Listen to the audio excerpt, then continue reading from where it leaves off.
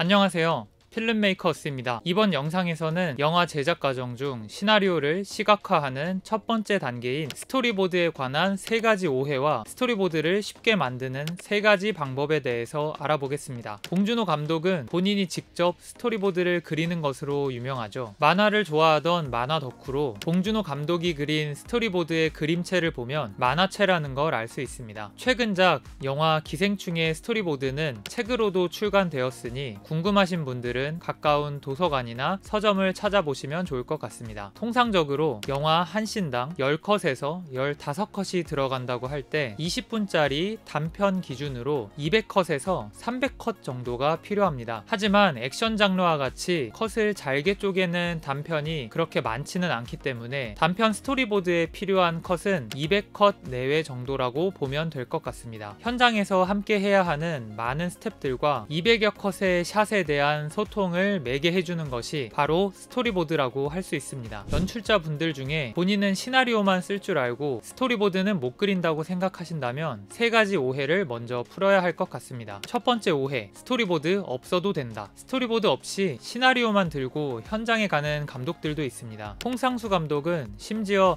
촬영 당일 아침에 대본을 쓰고 촬영할 샷을 결정하는 작업 방식으로 유명하죠. 하지만 일반적인 현장에서 이러한 작업 방식을 도입하는 것은 상상할 수 없습니다. 연출자에게 촬영 현장은 선택과 결정의 연속이기 때문입니다. 그 안에서 중심을 지켜줄 수 있는 것이 바로 스토리보드입니다. 본인이 천재 감독이 아니라면 스텝과 배우를 위해서 그리고 자신의 영화를 위해서 스토리보드는 반드시 필요합니다. 두 번째 오해, 그림을 잘 그려야 한다. 물론 그림을 잘 그리면 좋겠죠. 잘 그린 스토리보드를 원한다면 스토리보드 작가를 섭외하면 됩니다. 하지만 예산이 많지 않은 단편이나 웹드라마 작업에서는 감독이 스토리보드를 그리는 것도 하나의 대안입니다. 스토리보드에 필요한 샷 사이즈, 카메라 블로킹, 인물의 위치와 동선 등만 볼 수 있게 그리면 됩니다. 봉준호 감독의 스토리보드를 봐도 실사 이미지와 똑같이 그린 그림이라고 보기는 어렵지만 어떻게 촬영해야 하는가에 대한 정보가 디테일하게 다 들어가 있습니다.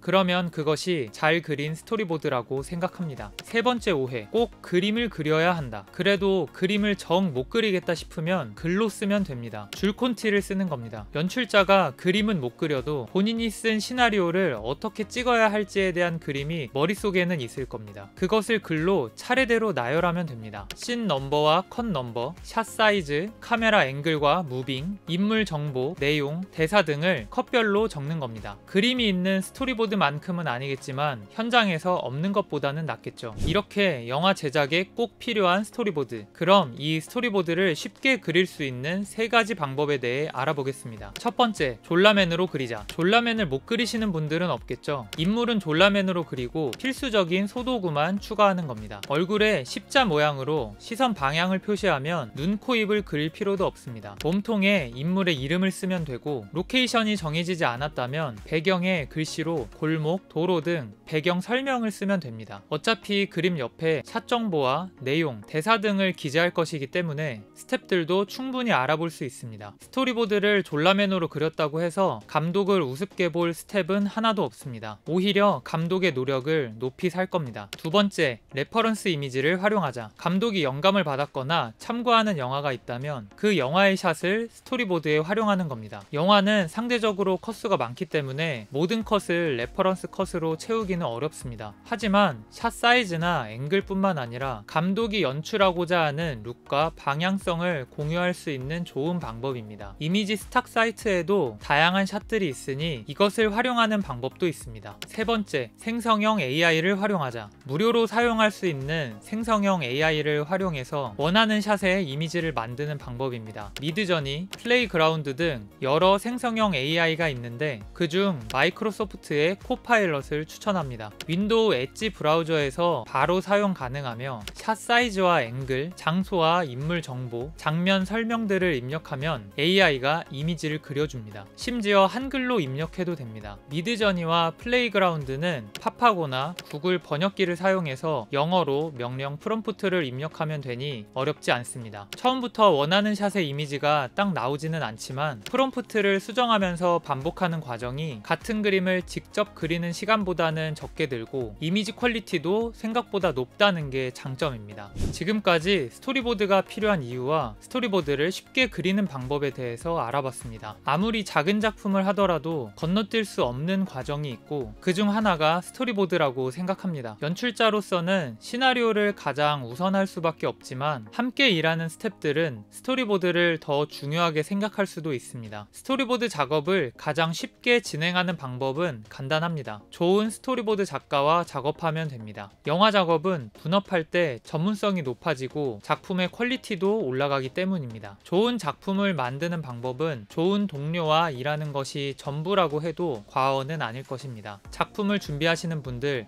모두 응원하겠습니다. 이번 영상이 도움이 되셨다면 채널 구독과 좋아요, 알림 설정 부탁드립니다. 저는 다음에 더 유익한 영상으로 찾아오겠습니다. 지금까지 필름메이커 어스였습니다. 감사합니다.